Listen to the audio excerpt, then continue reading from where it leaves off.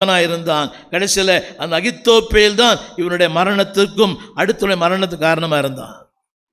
புது உங்களுக்கு அப்சலோம் மரணம் தெரியுமா? வானத்துக்கு பூமிக்கும் நடுவே கர்வாலி மரத்தின் கீழே செத்து போனான். பிகாஸ் தெரியுமா, பாவ வாழ்க்கை, அசுத்தமான அந்த வசனம் போடுங்க.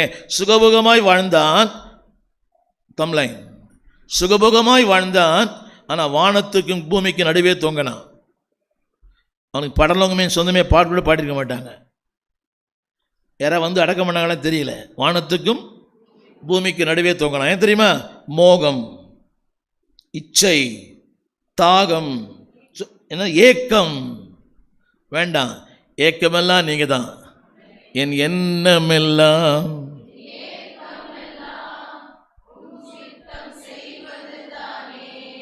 ஆமேன். எண்ணமெல்லாம் ஏக்கமெல்லாம் உம் சித்தம் செய்வதுதானே. இரண்டாவது குறிப்பு, pleasure brings heart attack. pleasure brings heart attack.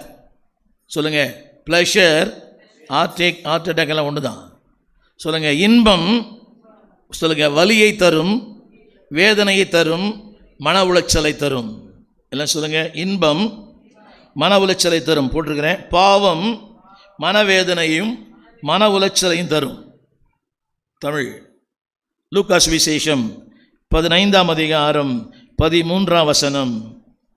இருக்கிறீங்களா? கொஞ்சம் தூங்கினாங்கன்னா தட்டி எழுப்புங்க.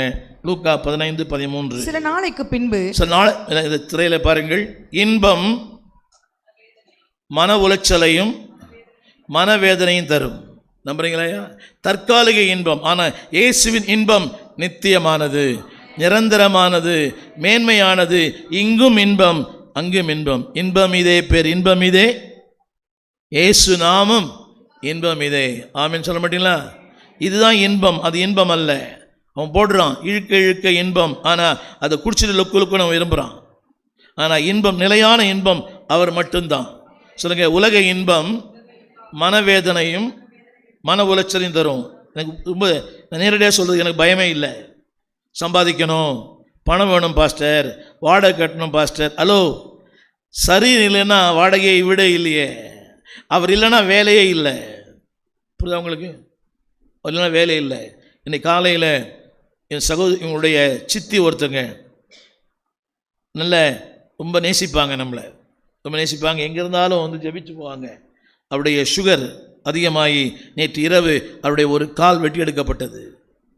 அவங்கெல்லாம் ரொம்ப ஆண்டு நேசிக்கிற ஒருத்தர் தான். யோசித்து பாருங்க,